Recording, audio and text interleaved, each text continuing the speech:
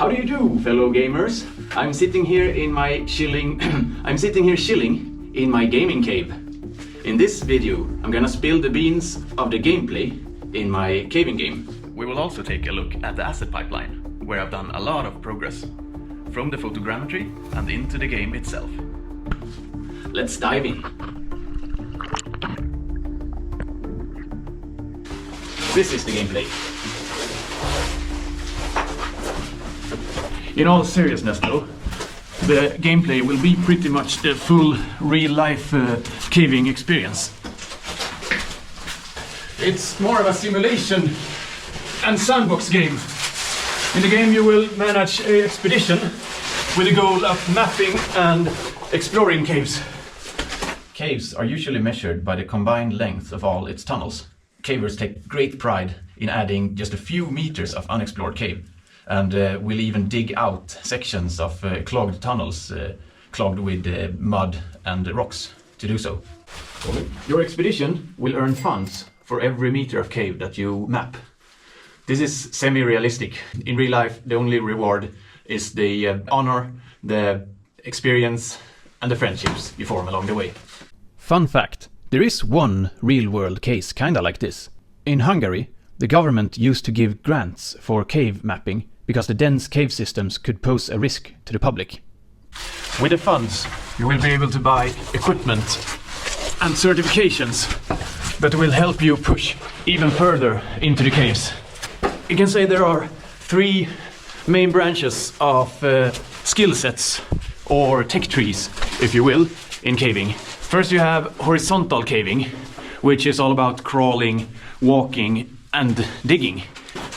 There's quite a lot of variation here actually. You have small and tight caves. Or really big.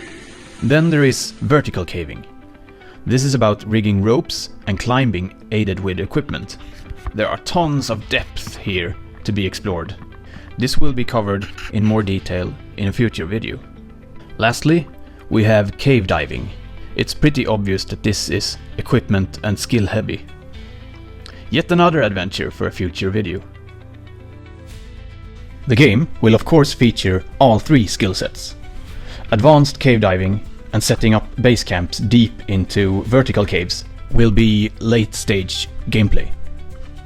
In real life, this kind of exploration is incredibly complicated and will require a large expedition team.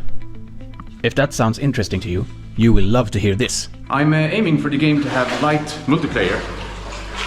The heavy rope and water physics won't work very well over network, but you will be able to see each other. You will be able to see each other's lights and hear each other through voice chat that chimes in with the acoustics of the cave. Oh! You will also be able to cooperate on exploring a cave. Together, you will be able to carry a heavier load deep into a cave, share the load of a dig, as well as sharing the mapping of the cave.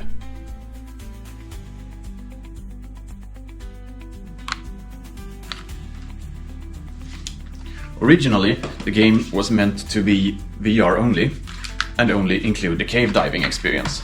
But I've since increased the scope, and the game will be targeted for PC, console, and VR. It will still have a very VR-heavy focus. Like, my god, the interactions of the rope physics in VR, it's great.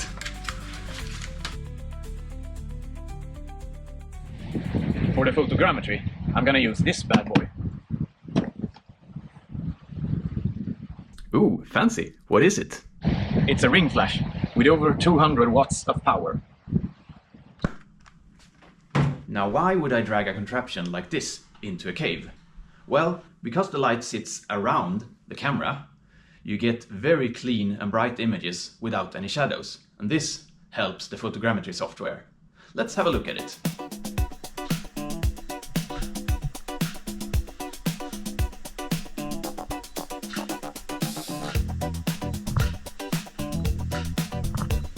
Once I'm back on the surface, I run the photos through Metashape to calculate the mesh. This might take a while.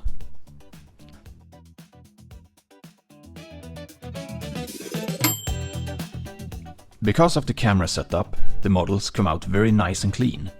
So there's not much cleanup to do here. The texture can come out a bit patchy, and that's because the exposure is different due to the fall-off from the flash.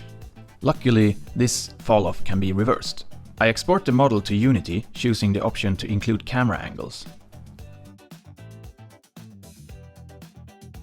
In Unity, I wrote a script for reversing the lighting based on the distance to the model for every pixel on the cameras. This is done through a shader.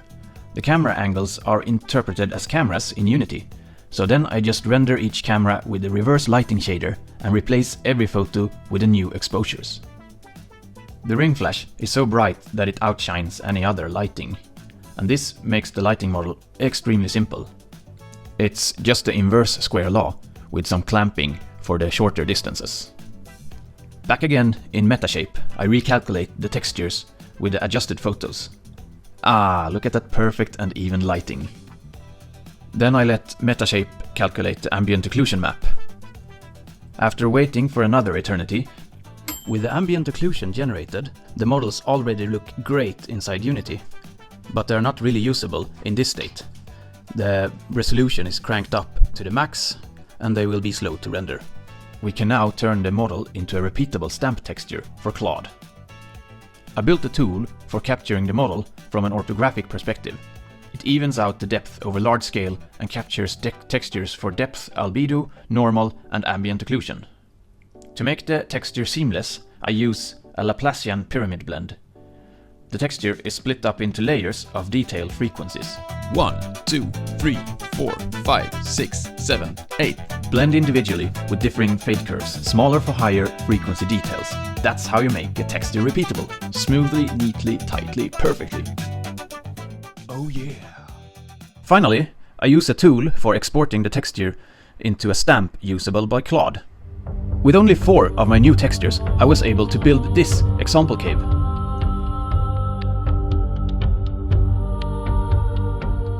This is all I've got for now, but there's tons of material in the pipeline coming out soon.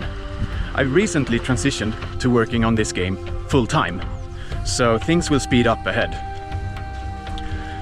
Stay tuned for the next update. Don't forget to like and subscribe, and have a good one. Bye!